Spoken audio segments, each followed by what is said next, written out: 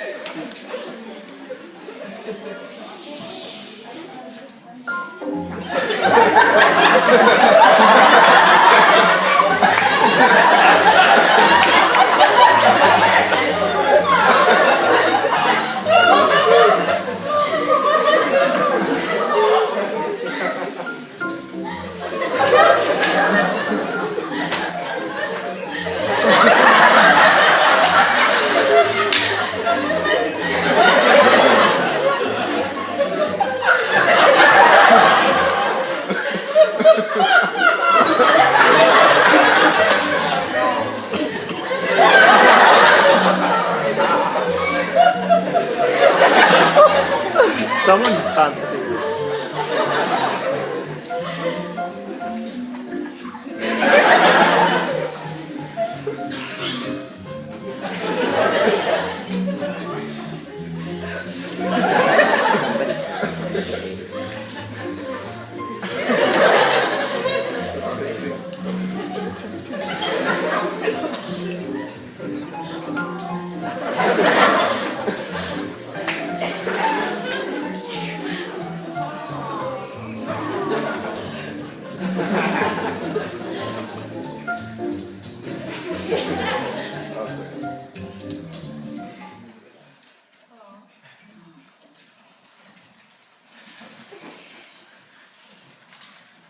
I'd like to take a minute first to present the slideshow. I don't know if you were paying attention or. It's a storyline of Peter and his struggles. He fixes his gaze on Christ, and he becomes stronger. He becomes another Christ. So it is important to pay attention to Peter. Look at Peter when he doesn't fix his gaze on Christ. He falls and stumbles. But when he becomes another Christ, he saves people. But Christ had a greater plan for him. This is why it is so important that we fix our gaze on Christ. And Peter was a great example.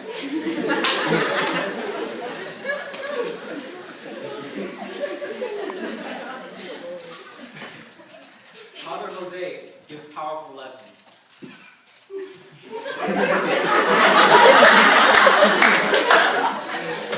Good afternoon. I hope you all take copious notes on what I say, because at the beginning of each assembly, I will call upon you at random moments to give a detailed summary of everything we learned the day before. Just to give you a heads up, Francesco. What am I thinking of? Between 1 and 3,000.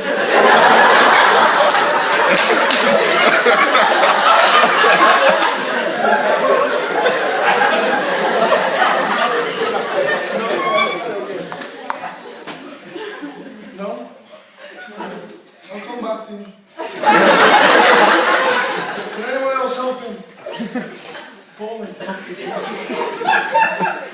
Number 1 to 3,000. What is it?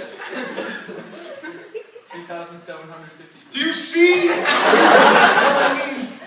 You are going to have to pay some attention over these past few days in order to answer my questions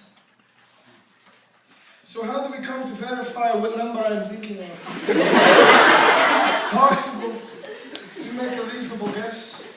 Or in the end, does it just come down to good old-fashioned luck? But let me ask you this. If all of my money is riding on this, how can I use reason to guess the number? Any of you, what are the steps you would use in order to accurately guess the right number? Yes, you, Mary. Well, if I had to make a guess, like, I would just roll the dice. And whatever number I got, I would use. See, you have to just jump. Just So, you use your reason till you just don't get it anymore. And then you jump. Think about it, that's a lot of it. Yes, Anna. Well, I would weigh the pros and cons. So I think to myself, if I choose, say for example, 6, what will be the outcome? On the one hand, I have 1 in 3,000 chance of getting it right. But if I don't get it right, then wait, what do I get again? You don't get anything. But you learn something about yourself. You learn that you have an incredibly good knack for guessing numbers. If I were you, I would consider a career in the casino.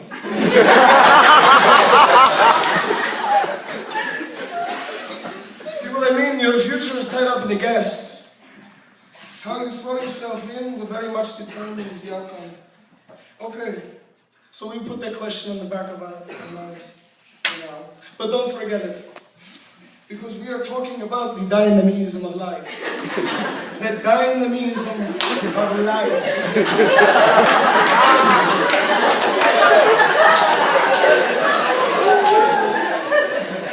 I want you to think about this dynamism of life.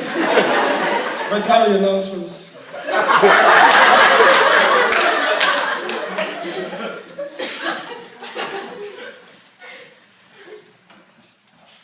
Tomorrow morning, breakfast will be from 7:30 to 8:30 in Prospect Hall, followed by morning prayer. Also, if you still have not purchased a book of hours or a songbook, they're all at sale. We don't make the weather, so at any time plans can change. Tomorrow, we prepare for games, swimming, or quite frankly, anything that we might decide on. Bring the usual sunscreen, glove repellent, good hiking shoes, clothes you don't mind getting a little soggy, a raincoat, a water bottle, and a backpack.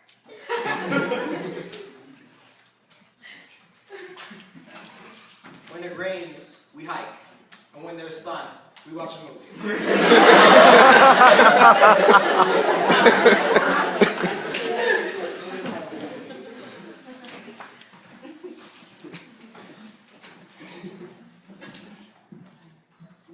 We Franciscans come to you, Father Jose, with nothing but the clothes on our back. And also I brought my iPhone because I didn't leave that behind. And we come seeking, asking, demanding you to give us a rule to follow. But what is a rule? A description of reality. Well, it's a reality that I'm hungry. When you came 5 minutes late, they already threw out the food.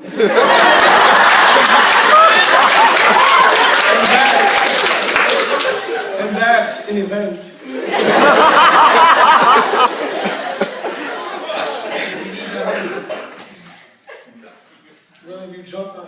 Well, have you jumped in the snow? Yes, we jumped in the snow. Well, have you preached in New York? Well, I know a lot of people in New York, and it's kind of embarrassing. Well, have you done it naked?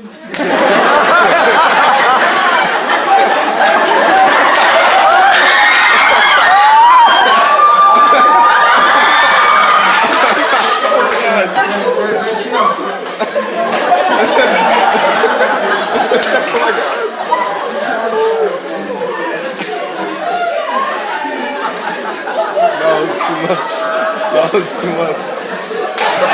Oh my God! And wait, we need a rule, and I want it from Francesca. Francesco Brown. What do you think of that?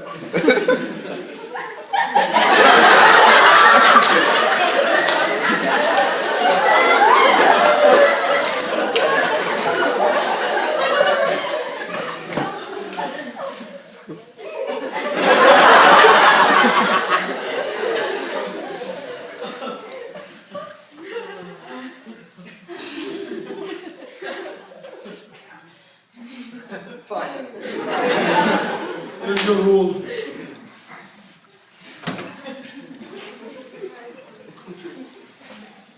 Battalion license.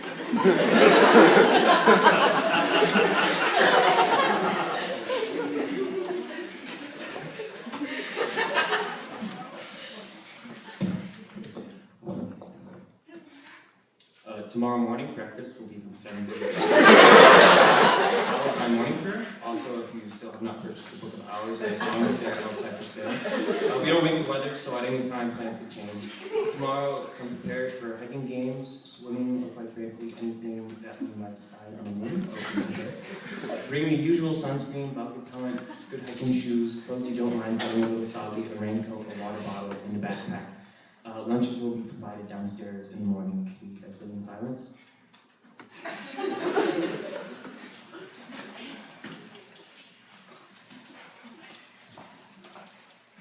We hear beautiful descriptions of music from Barbara.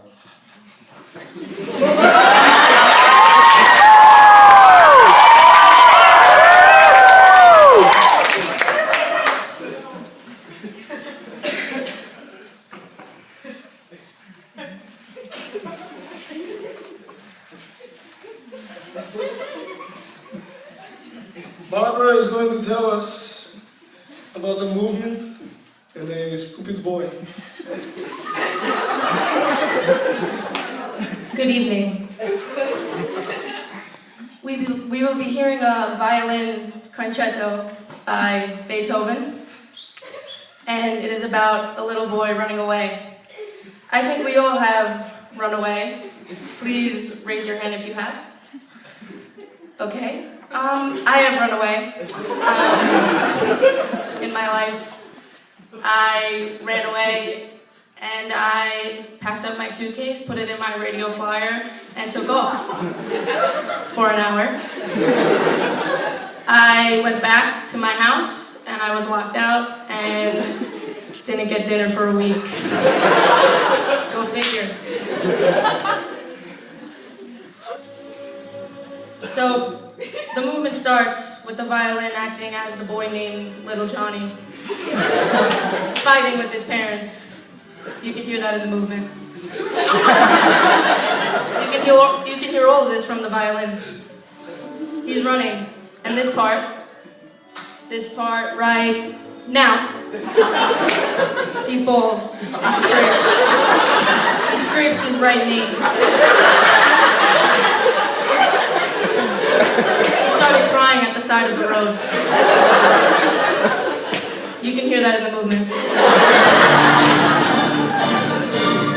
Now in this part, you can actually hear Johnny's stomach growling in the movement. With a mere $2 in his pocket, he went to the vending machine and obviously clicked and got baked Lay's. You can hear that in the movement. Now, as he is chopping down on his chips, he decides to meet up with some friends. You can hear this part, them skateboarding in a no loitering zone. The cops came. They left. You can hear that in the movement. Now Johnny is getting bored in this part, so he starts to run home. As he's running, he falls again. You can hear that in the movement. Can you hear it? I can hear it. In the movement. He scrapes his right elbow and starts crying. You can hear that, right? In the movement. You can hear his family being so welcoming, which is the orchestra, unlike my family, who locked me out. I clearly have resentment towards my family. At the end here, little Johnny is back home, and the family, or the orchestra, is reunited. Comments, questions? Madeline. Why they play the change? Because they are less fattening than regular potato chips. Obviously. You can hear that in the movie. Any other questions? Anna. I just have a question. Why are there only 3 movements? You know, why aren't there 22? 22 is my favorite number. That's a great question. Because 2 movements is not enough, and 4 is too much. Next, yes. Why is it a boy? Why can't it be like a girl? That's a really good question that I will have to answer later. Yes, Malachi. Well, I am a musician.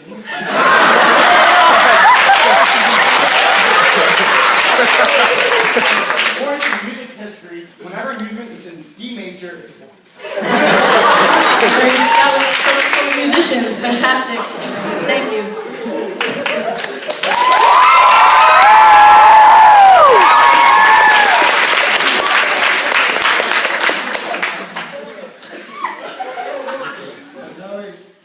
Vitali, announcements.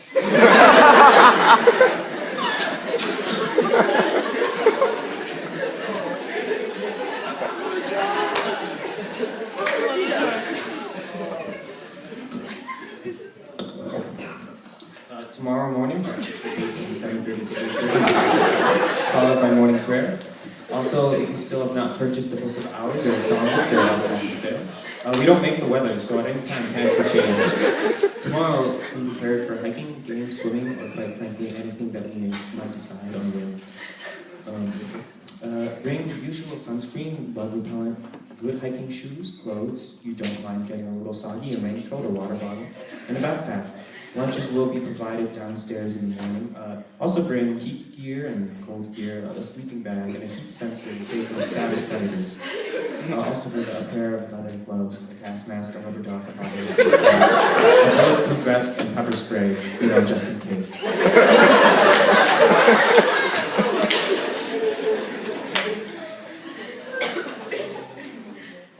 And we hear beautiful descriptions of relationships formed, like Jose and Mary, the story of an argument.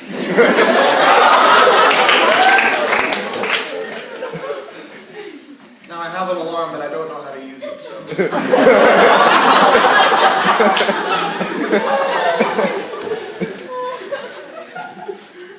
In a brief attempt to be humble, Father Jose wrote the abbey and asked the prioress for some young nun to pray for him. Preferably one who never did anything. Not even the fat hike pilgrimages on holy days. The prioress asked Sister Mary Sorensen to write to the young missionary, and she agreed. Soon a great argument began.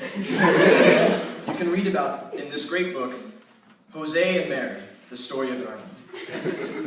Early on, Jose wrote to Sister Mary and told her, "Please know that not long ago I made a terrible blunder. An unspeakable blunder. A shameful blunder. I began writing letters to you. You are only in that convent because your parents wanted to lock you up. You don't understand anything. You have to be willing to give everything in light of the great event that touches your heart." Sister Mary then began sending letters furiously. They piled up, unopened, in the young nun's iPad. In the young missionary's iPad. Finally, he opened one, thinking it was a bill from his wireless service provider. He read, "Unreasonable. You are completely unreasonable. If an event is unexpected, then you can't expect it. If you expect it and then it happened, it was just a rule. The only reasonable thing is to expect complete random chaos and hope you get shocked by horrible traumatic catastrophes." In a moment of surprising tenderness, Sister Mary tried to change the harsh tone of their dialogue. She wrote to Father Jose and pleaded, "Please, look at what is good in me. think of how our Lord will speak merciful words to me on the day of judgment. In a particular harsh and disappointing reply, the young priest answered, On that day of judgment, I will reach up and stop his mouth before he speaks words of mercy to you.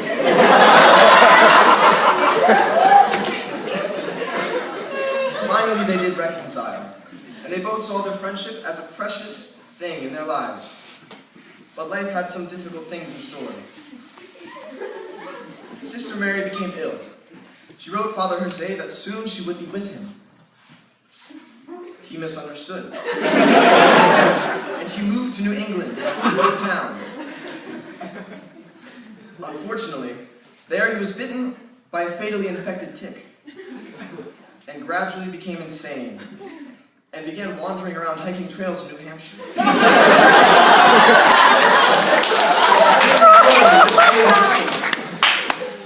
But even when he was found, midway through a hike often described as short, he was grasping the letters he had received from Sister Mary Sorensen.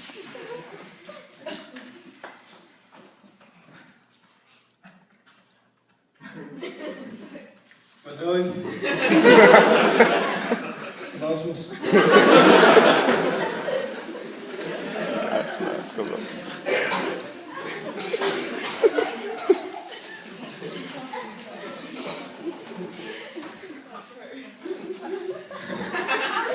So tomorrow morning, breakfast will be from 7:30 to 8:30 in Prospect Hall, followed by morning prayer.